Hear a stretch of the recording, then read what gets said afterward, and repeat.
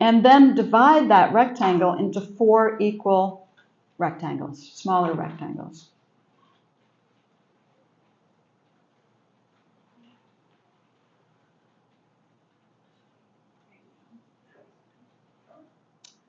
And after you've done that, what you can do is label the upper left rectangle with the capital letters W and L.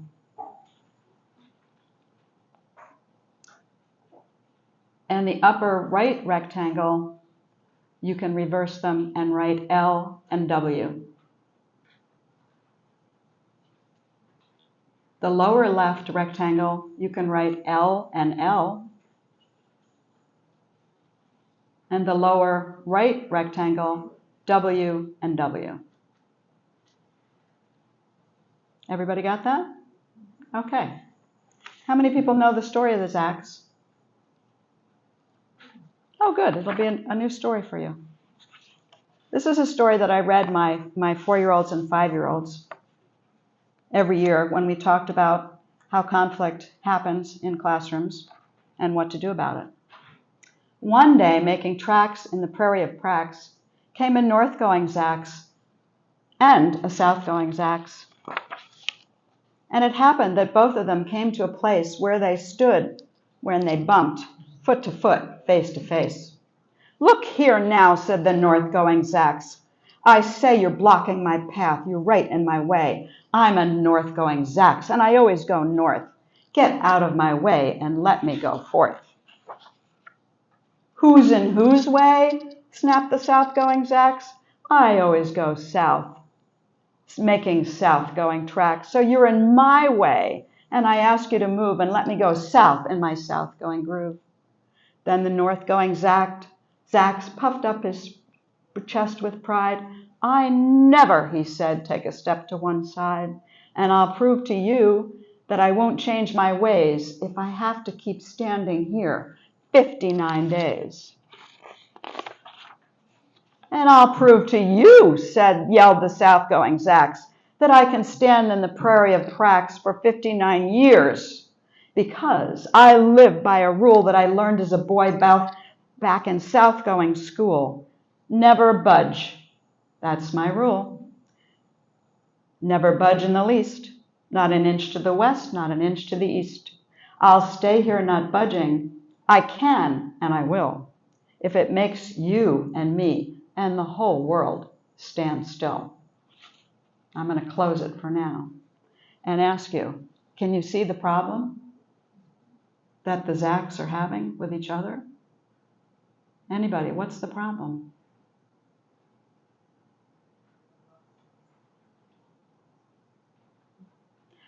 This is where you do what you learned in graduate school and you wait time till somebody answers without filling in. Of course, you don't always do that with toddlers, because you're modeling language acquisition, so you're actually saying what's going on. But so can you see the Zacks have a problem? What's their problem? Can somebody say it louder? I can't hear. What is the problem though? What's the problem? Diane? They're not moving. Right. They have a problem because they can't get to where they want to go. So how do you think they could solve that problem? Any ideas?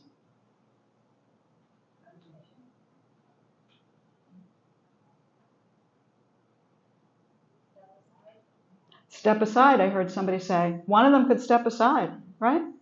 Well, one could step to the left and one could step to the right, and then they could go on, right? Any other solutions?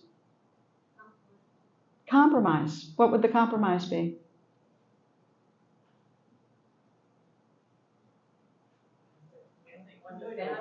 One could go under the, right, they could kind of do a, froggy over-under thing, right? Yeah. So there are two solutions. So they could choose one and do one of those, and then they would both be able to meet their goal, which is to get in the direction they're going. You want to see what happened? Let's see if they did that.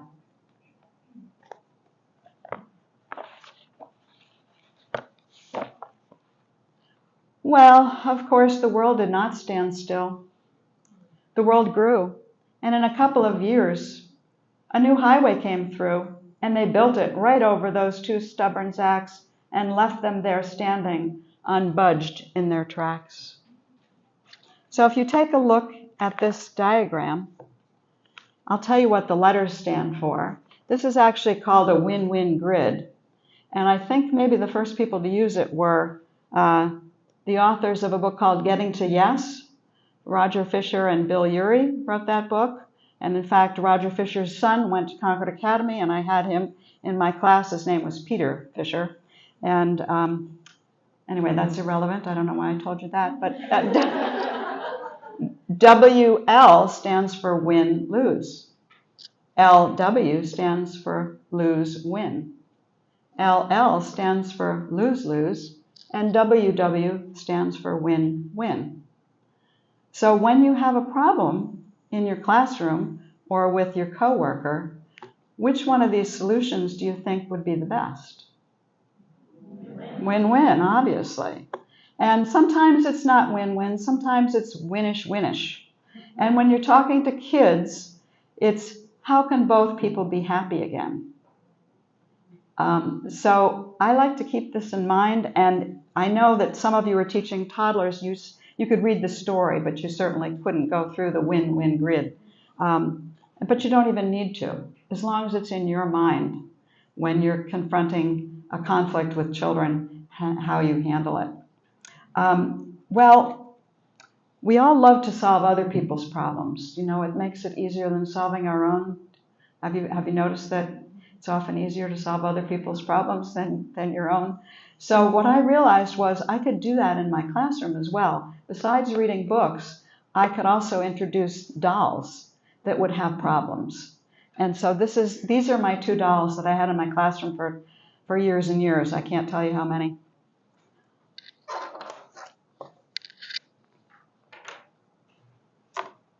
This is Jared, and this is Janess. And Jared and Janess are best friends, and they're in preschool. And they play together every day. And 90%, 95% of the time they get along with each other, but sometimes they don't. So I use these at meeting time for the children when there is a conflict in the classroom. What I will do is I will have Jared and Janess act out that conflict. And it's amazing how much easier it is for the kids to solve the problem when it's owned by Jared and Janess rather than by themselves. So it's free play time, or I don't know what you call it now, work time. What do you call it when kids? Free play. Okay. So you want to go play in the blocks? Yeah, great idea. Let's go. Okay. Now this is where I wish I had more hands, because Robert, would you come play? Would you come play Jared for me? Sure. Okay. Hope I don't have any speaking lines, but. Oh, I'll do the speaking for you. You just hold on. Okay. All right. So Jared says, I found my two favorite horses to play with. Well, there are no more horses left. Can I have one? No, I got here first. I'm using these. Well, I know, but I can't play. Go play with the goats, says Jared. I don't want to play with the goats. I want a horsey. I don't want to give you my horsey. All right, do you see they have a problem? What's their problem? Thank you, honey. What's their problem? Jared, well, you know, if you put the problem as Jared doesn't want to share, you have Jared owning the problem. And it's actually an interpersonal problem between Jared and Janess, right? So what's the problem? They both, what, Ann? They both want to play with the horses. So that's what I would do as a teacher. I'd say, okay, guys, you both want to, we have a problem here. What's the problem? You both want to play with the same horses. What can we do to solve this problem? Well, he could give me one of his horses. I don't want to. Well, then maybe I'm not going to play with you. Well, then I'm not going to invite you to my birthday party. Well, can you guys come up with any other solutions?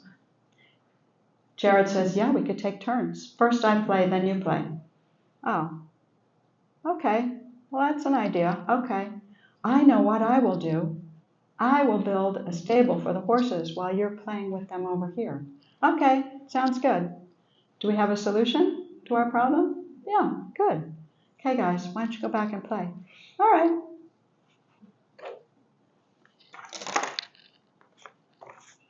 Okay, so that's how I spent a lot of my time, as I said. I don't know about you, but solving conflicts, particularly on the playground, there's a lot of conflicts.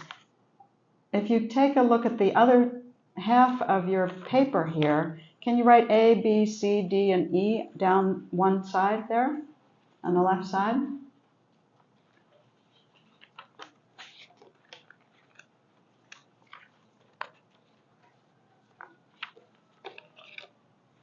So that's just to help you remember what the problem-solving conflict is. A stands for ask questions.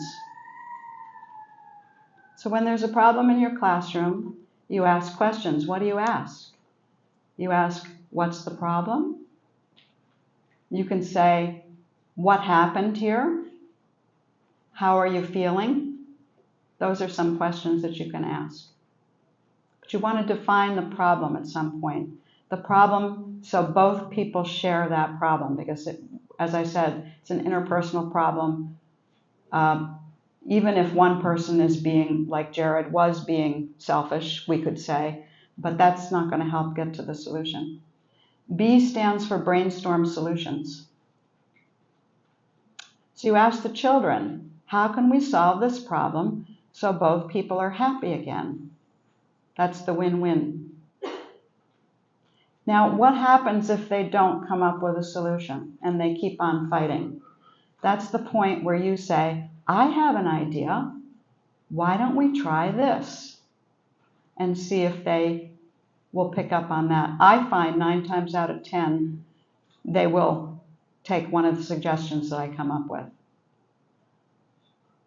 C is choose that solution, a solution that everybody feels like they could be happy with. D is do it. Put that solution into practice. And E is, for older children, but also for you, evaluate. Evaluate that solution. How did it work? Did it really work out? Did Jared and Janess really share? And if not, then maybe you've got to come up with another solution, like buy more horses for the black corner, or take the horses out of the black corner, either one. Well, I think I'll save the questions for later, because I do want to do one more thing with you before we break. Do I have another 5 minutes, maybe? Okay. All right, so one final thing that I learned in my classroom is that EQ is important as IQ. And what I mean by that is your emotional and social intelligence is as important as what your cognitive intelligence is. So because we are getting these children when they're very young, it's very important for us to teach them emotional and social skills. Part of teaching emotional skills is teaching awareness of your own feelings, awareness of your body, awareness of other people's feelings, and empathy toward others. And sometimes little children who are basically egocentric need help becoming more aware of themselves, their feelings, and other people's feelings, and having empathy. There are some kids for whom that comes naturally, and you see those kids too in your classroom. Here's one more thing I did in my kindergarten classroom, and I certainly don't expect that you could do it with infants or toddlers. But I introduced my kids to meditation and found throughout their lives, when they came back to me, they would say they always remembered this activity. It's called Golden Moment. And it's meditation for one moment, literally one moment. And it took us probably all year to get to a minute. But we started out slowly. So I'd like to just do it with you and see if it might be helpful for you in your personal life or for you in your classroom if you're teaching 3, 4, or 5-year-olds. So if everybody could just put your papers aside and uncross your legs, put your 2 feet on the floor and your hands in your lap. I'll lead you through this one moment of meditation. So, squeeze your toes as tight as you can and let them go. Squeeze your legs tight as you can and relax them. Squeeze your tummy as tight as a rock and relax. Make long, hard arms with your arms and your fists. Squeeze them tight and put them in your lap. Squeeze your shoulders up to your neck like sponges and drop them down gently. Stretch out your neck and your tongue. Scrunch up your face like Play-Doh and relax. Pretend your nose is a marker and make a circle in the air in one direction and then in the other direction. Now tense up your whole body as tight as you can and relax.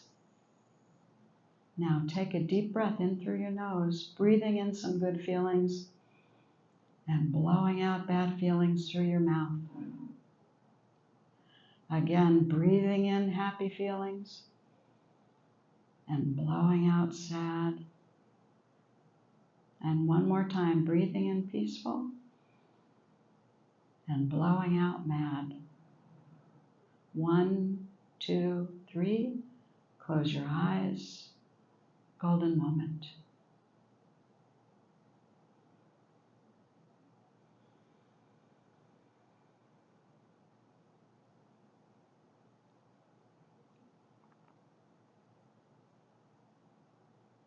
Okay, you may open up your eyes. As I said, I did this as a ritual in my class every day in kindergarten, and the kids grew to love it. And I also started incorporating other ideas when they had their eyes closed. We would use our imaginations. So if I was having them draw a picture of their mothers for Mother's Day, I would say, imagine your mother in your mind. What color hair does she have?